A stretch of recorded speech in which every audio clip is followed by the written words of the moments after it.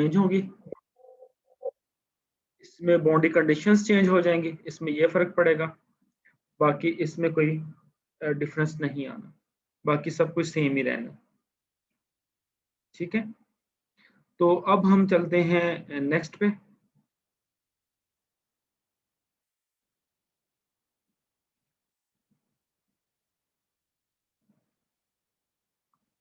इससे next lecture है rotating वाला, वो हम लोग पढ़ेंगे इसको।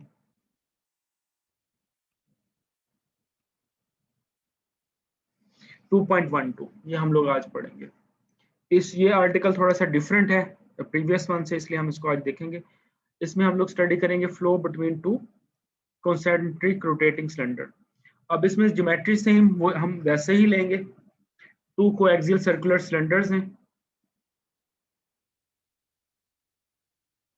हमारे पास कॉमन एक्सिस है जिसको हमने जेड एक्सिस कह दिया, उसके जेड एक्सिस है तो उसके अराउंड हमने एक सिलेंडर कंसिडर किया जिसका जो रेडियस है वो r1 है, जो अदर सिलेंडर उसका रेडियस हम ले रहे हैं r2, और जो सिलेंडर है ये इन्फिनिटली लॉन्ग है, इसमें कोई ऐसा नहीं कि ये इन्फिनिटली लॉन्ग है, ये यहाँ पे लिखा भी हुआ है, ये जो z एक्सिस की लॉन्ग, ये इसकी जो डायरेक्शन है वो इन्फिनिट है।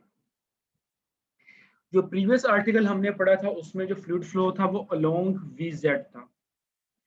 अब इसमें डिफरेंट आएगा कि हम डिफरेंस ये आएगा, हमारे पास जो फ्लूइड फ्लो होगा वो इस डायरेक्शन में होगा, इस डायरेक्शन में, यानी रोटेशन होगी, जैसे ये आपको यहाँ पे नजर आ रही है, फ्लूइड ऐसे इस डायरेक्शन में रोटेट करेगा। तो इसकी वजह से जो हमारे पास फ्लूइड फ्लो होगा वो अफेक्ट करेगा वेलोसिटी कंपोनेंट में। पहले हमारे पास जो नॉन जीरो वेलोसिटी कंपोनेंट होता था वो होता था वी जेड, बट अब ये डिफर होके हमारे पास आ जाएगा वी थीटा के लॉन्ग फ्लो। अब इसमें जो इसकी गवर्निंग इक्वेशंस हैं वो चेंज हो जाएंगी, इसको सोल्व करने का जो तो आगे थोड़ा सा मेथड था डिफरेंशियल इक्वेशंस को वो थोड़ा सा चेंज होगा। अब हम इसको देखते हैं कि ये क्या क्या है यहाँ पे।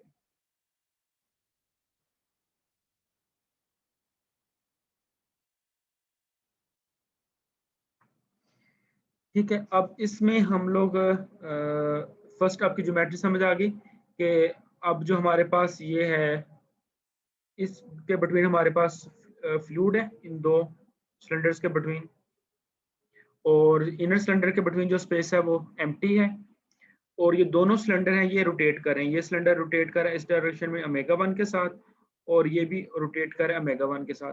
अब ये सेम डायरेक्शन में भी मूव कर सकते हैं और अपोजिट डायरेक्शन में भी मूव कर सकते हैं, ये डिपेंड करेगा हमारा ओमेगा 1 और ओमेगा 2 हम पॉजिटिव लेते हैं या नेगेटिव लेते हैं। पहले हम जनरली इसको कैलकुलेशन कर लेते हैं, फिर हम ओमेगा 1 और ओमेगा 2 को नेगेटिव या पॉजिटिव लेके इसको अपोजिट डायरेक्शन में लेकर कैलकुलेट कर लेंगे। ठीक है, अब सबसे पहले हम जब इसको सोल्व करेंगे तो हमें इसकी जो है इक्वेशंस को सोल्व करना पड़ेगा, तो हम इसकी इक्वेशंस की तरफ आते हैं।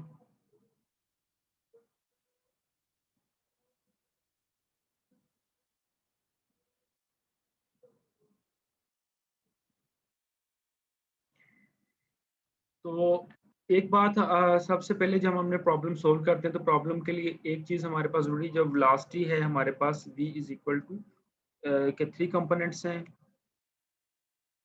वी आर, वी थीटा और वी जेड। अब इसमें जो है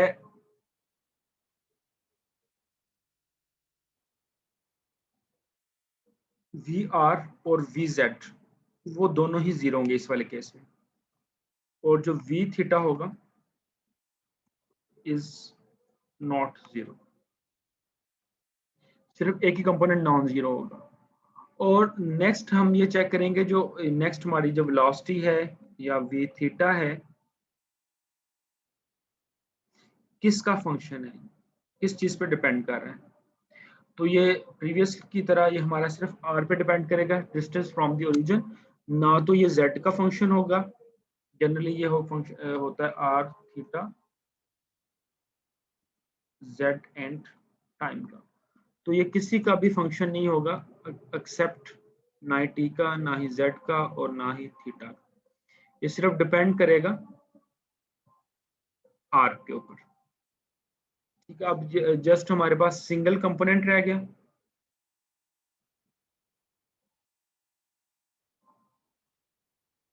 और वी थीटा, और वी थीटा भी जो हमारे पास है वो डिपेंड कर रहा है सिर्फ आर पे। तो अब इस इन अजम्पशंस को लेके हम आगे चलते हैं। हम कि we have only one velocity component which depends only distance from the axis of the cylinder, and the axis distance from the axis of the cylinder is denoted by r. अब इससे नेक्स्ट हम लोग लिखते हैं equation of continuity, जो आपके सामने लिखी हुई है। Equation of continuity is written one over r partial r r v r. तो इसमें आप लोग पता कर देख ऑब्जर्व करेंगे कि हमारे पास वी जेड और वी आर जीरो है, तो we are only left with v theta by theta is equal to zero. That means कि वी थीटा थीटा पे डिपेंड नहीं करता, और ये मैं आप लोगों को ऑलरेडी बता चुका हूँ। ये जो चीज़ है कि we are have only one function v theta and which is depend only on r. Next आप लोगों ने क्या करना है, जो नेवेस्ट ऑफ इक्वेशन है जो आप लोगों ने पहले पढ़ी थी, आई थिंक वो पेज नंबर 46 के ऊपर होंगी, नेवेस्ट of equation in cylindrical coordinates. उसको आप लोगों ने में पुट कर देना है वी आर वी जेड को जीरो, और वी थीटा का derivative with respect to r and जी जीरो ले लेंगे। तो हमारे पास जो क्वेश्चंस आ जाएंगी वो सिंपलीफाई होके वो आ जाएगी question number 3, 4 and 5। Now we require the expressions for the velocity field. For this we solve question number 4 with respect to v theta. तो इसके लिए हमारे पास डेरिवेटिव्स हैं विद रिस्पेक्ट टू r, तो हम इसको इंटीग्रेट करेंगे 2 times with respect to r, तो हमारे पास वैल्यूज आ जाएगी। तो अब हमारे पास जो सामने आपको क्वेश्चन नंबर 4 नजर आ रही है, ये लिखी हुई है पार्शियल डेरिवेटिव्स में, बट इट इज ओडीई। ये पीडीएस नहीं है, ये ओडीई है, कि जिसमें सिर्फ पी सिर्फ थीटा पे डिपेंड करता है, और जो वी थीटा है सिर्फ आर पे डिपेंड करता है। इस क्वेश्चन को लेके हम आगे चलते हैं। तो हम क्वेश्चन नंबर 7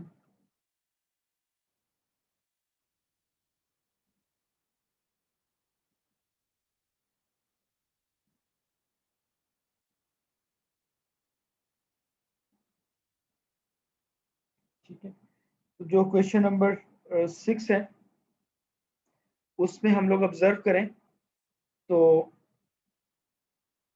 ये जो क्वेश्चन नंबर 6 हमारी सिर्फ डिपेंड कर रही है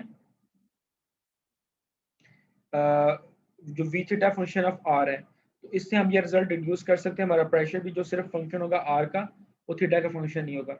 सो we are only left with question number 7, partial p by partial theta वो जीरो हो जाएगा। तो अब ये क्वेश्चन है, इस क्वेश्चन को हम लोगों ने इंटीग्रेट करना है।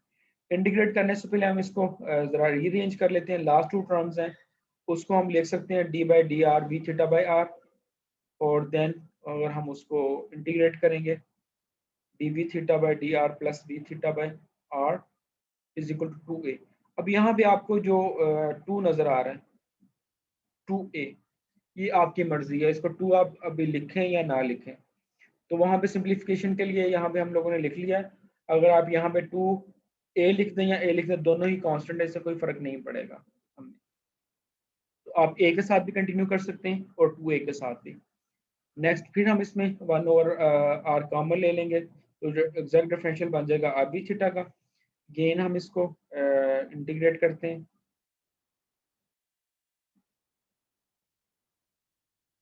तो we have v theta is equal to r a plus b over r, और यहाँ पे ए और बी जो अननोन कांस्टेंट्स हैं वो हम लोगों ने फाइंड करने हैं।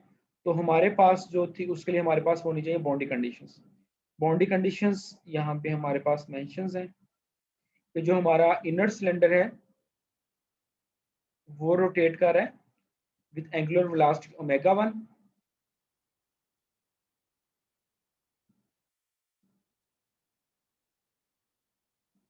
जो आउटर सिलेंडर है वो मूव कर रहा है आउटर एंगुलर वेलोसिटी ओमेगा 2 के साथ, और यहाँ पे v theta is a linear velocity,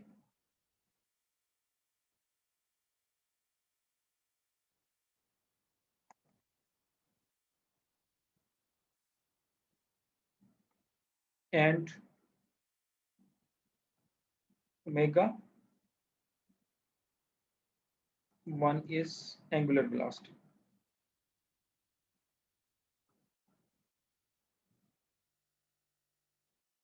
ठीक है, एक लीनियर वेलोसिटी और एक एंगुलर वेलोसिटी है। इसके लिए फिर हम लोग इसका रिलेशन क्या होता है v थीटा और का लीनियर और एंगुलर वेलोसिटी का, v is equal to r omega. अब ये बाउंड्री कंडीशन जो हमने यहाँ पे लिखी है, इनको अबव क्वेश्चन जो हमारे पास है उसमें पुट करेंगे। क्वेश्चन नंबर 8 में, जब क्वेश्चन नंबर 8 में पुट करेंगे तो हमारे पास ये आ जाएगा r omega 1 is equal to r1a plus b over r1, और इस यहाँ पे हमने a और b की वैल्यू फाइंड करनी है। तो a और b की वैल्यू फाइंड करने के लिए क्वेश्चन नंबर 9 को r2 से मल्टीप्लाई कर दें, क्वेश्चन 10 को r1 से देन सब्ट्रैक्ट कर दें, तो हमारे पास a की वैल्यू आ जाएगी। सिमिलरली अगर 9 को r1 से करें और b को r2 से करें और सब्ट्रैक्ट करें तो हमारे पास b की वैल्यू आ जाएगी। ठीक है, इन दोनों को हम सिमल्टेनियसली सॉल्व करेंगे तो हमारे पास a और b की वैल्यू आ जाएंगी। जब वो हम क्वेश्चन नंबर 7 में पुट करेंगे तो हमारे पास फाइनल सॉल्यूशन आ जाएगा v थीटा। ये हमारे पास एक्सप्रेशन है for the velocity field. Now we want to find the expressions for the angular velocity. For angular velocity we will use the relation v is equal to r omega. इसको आप r के साथ multiply कर देंगे तो हमारा ये जो काम है वो काम हमारा हो जाएगा।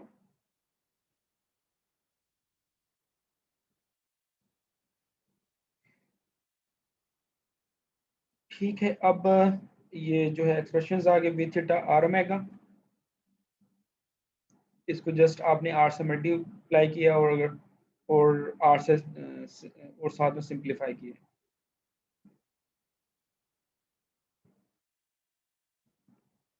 Recording in progress.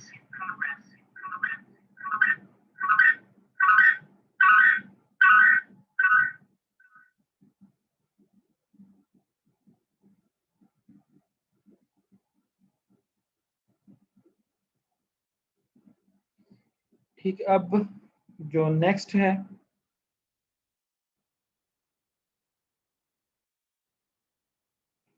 हम लोगों ने ये फाइंड कर लिया एंगुलर वेलोसिटी। अब नेक्स्ट प्रेशर डिस्ट्रीब्यूशन है, वो हम लोगों ने कैलकुलेट करनी है।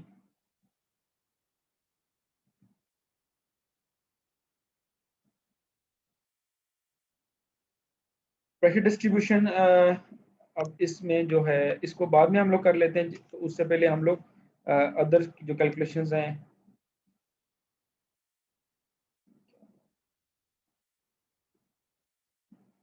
अदर पेज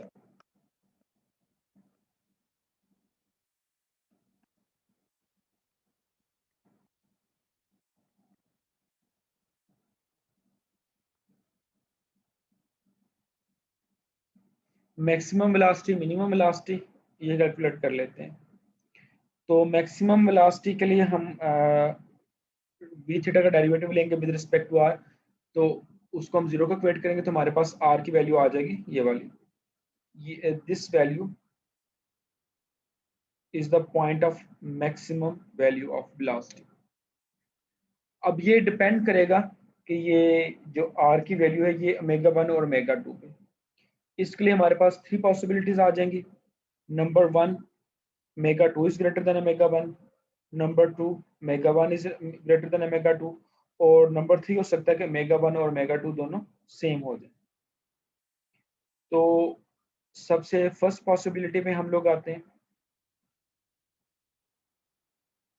कि अगर हमारे पास ओमेगा 2 ग्रेटर देन ओमेगा 1 है, तो इस वाले केस में क्या होगा, हमारे पास जो नॉमिनेटर है omega 2 minus r1 by r2 square omega 1, ये पॉजिटिव होगा,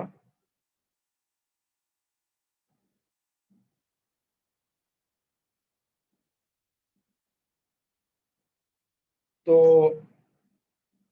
हमारे पास जो नोमिनेटर है वो नेगेटिव और जो डिनोमिनेटर है वो पॉजिटिव आ रहा है। दैट मीन्स कि ये जो आर की वैल्यू हमारे पास इमेजिनरी आएगी, जो कि हमारे पास कोई वैल्यू नहीं देगी। तो इसका मतलब है कि हमारे पास जो वेलोसिटी है कंटिन्यू जो वो R1 से R2 की तरफ वो इंक्रीज करेगी।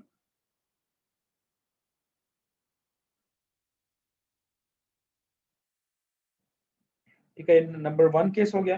अब नंबर 2 केस है, omega 2 is greater than less than omega 2। तो ओमेगा 1 माइनस ओमेगा 2 जो नोमिनेटर है वो पॉजिटिव होगा। फिर फर्दर जो है omega 2 minus R1 by R2 के लिए 3 पॉसिबिलिटीज हो सकती हैं कि ये पॉजिटिव हो, नेगेटिव हो या फिर जीरो हो। नंबर 1 पॉसिबिलिटी अगर omega 2 greater than R1 square by R2 होगा, इसमें हमारे पास दोनों टर्म्स नोमिनेटर एंड डिनोमिनेटर दोनों पॉजिटिव हो जाएंगे और जो भी आपका रेडियस गिवन है उसके ऊपर मैक्सिमम वेलोसिटी एग्जिस्ट करेगी। अगर नंबर 2 ओमेगा 2 लेस देन हो जाएगा तो हमारे पास डिनोमिनेटर नेगेटिव हो जाएगा, तो हमारे पास कोई वैल्यू नहीं आएगी। और नंबर 3 है, जब इसमें डिनोमिनेटर 0 हो जाए तो वो हमारे पास इंडिटरमिनेट फॉर्म आ जाएगी, तो उसके लिए हमारे पास कोई सोल्यूशन नहीं मिलेगा। नेक्स्ट है हम लोग फाइंड करेंगे शेयर स्ट्रेस। तो प्रीवियस में हम लोग कैलकुलेट करते आ रहे थे टी आर जी। तो बट इसमें जब हमारे पास, क्योंकि हमारे पहले हम लोग कैलकुलेट करते थे v r v g sorry, तो अब इसमें क्योंकि हम लोग वेलोसिटी भी कैलकुलेट कर रहे हैं वी थीटा, उसके कोरिस्पोंडिंगली जो स्ट्रेस है कंपोनेंट है वो भी चेंज होगा। इसमें हम लोग जो कैलकुलेट करेंगे टी आर थीटा, ये नॉन जीरो होगा, इसके अलावा बाकी सारे कंपोनेंट इसके वो जीरो हो जाएंगे। तो हमारे पास वैल्यूज हैं आर थीटा की वैल्यू हमारे पास है partial v theta over partial r minus v theta over r plus 1 over r partial v r और पार्शियल थीटा। ये हम ऑलरेडी कैलकुलेट कर चुके हैं फर्स्ट चैप्टर में। इसकी वैल्यूज को हम लोग यूज करेंगे यहाँ पे। जब हम इसकी वैल्यूज को यहाँ पे यूज करेंगे, वी थीटा को हम डिफरेंशिएट करेंगे with respect to r, simplify करेंगे, तो हमारे पास आफ्टर सिंप्लीफिकेशन डिफरेंशिएशन और लॉन्ग सिंप्लीफिकेशन हमारे पास जो आंसर आ जाएगा question number 15 which are the expression for the shear stress. अब फर्दर अगर आपने स्ट्रेस फाइंड करना है एट इनर सिलेंडर, तो आप आर की प्लेस पे स्मॉल आर की प्लेस पे इस स्मॉल आर की प्लेस पे R1 पुट कर देंगे।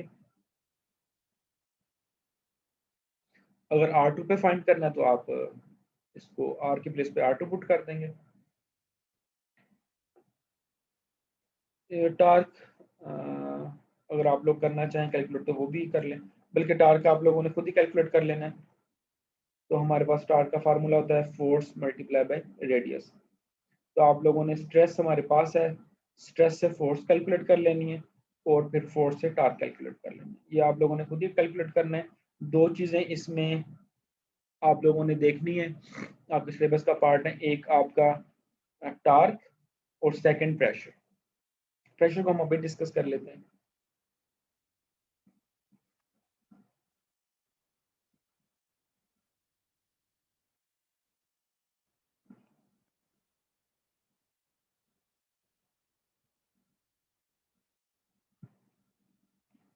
जब हम लोगों ने ये एंगुलर वेलोसिटी कैलकुलेट कर ली थी, तो हम हमारे पास रिलेशन था अब क्वेश्चन नंबर 6 में dp by d r is equal to rho by r v theta square. V theta हमने कैलकुलेट कर लिया हुआ है क्वेश्चन नंबर 11। तो वी थीटा की वैल्यू का हम स्क्वायर ले लेंगे, स्क्वायर लेने के बाद सिंप्लीफाई करेंगे और इसको हम इंटीग्रेट कर देंगे विद रिस्पेक्ट टू आर। ये हमने क्वेश्चन ली, इसके बाद हमने इसको इंटीग्रेट किया तो हमारे पास ये वैल्यू आ गई पी की, rho over R two square minus R one square which is written over here. अब सी कांस्टेंट को हमने फाइंड करना, तो हम कह देते हैं लेट्स सपोज इसके इनर रेडियस पे जो प्रेशर है वो P1 है। तो इस इनिशियल कंडीशन को हम यूज करेंगे तो हमारे पास ये 13 में प्रेशर की वैल्यू आ गई। Equation number 13 denotes the value for the pressure 13. Okay, अब हम लोगों की कैलकुलेट हो गया मैक्सिमम, मिनिमम, एवरेज। एवरेज अभी नहीं कैलकुलेट हुई, शियर स्ट्रेस। अब हम लोगों ने वॉल्यूमेट्रिक फ्लो रेट और एवरेज वेलोसिटी कैलकुलेट करनी है।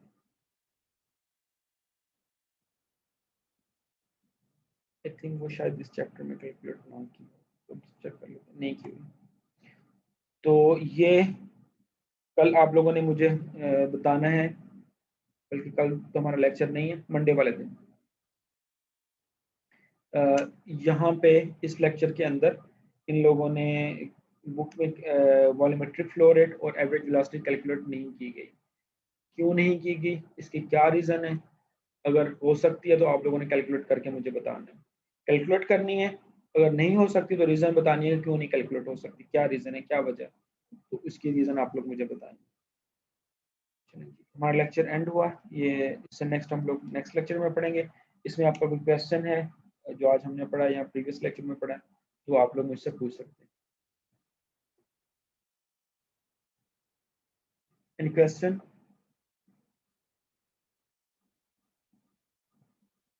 नहीं है? चैलेंज, ओके फिर,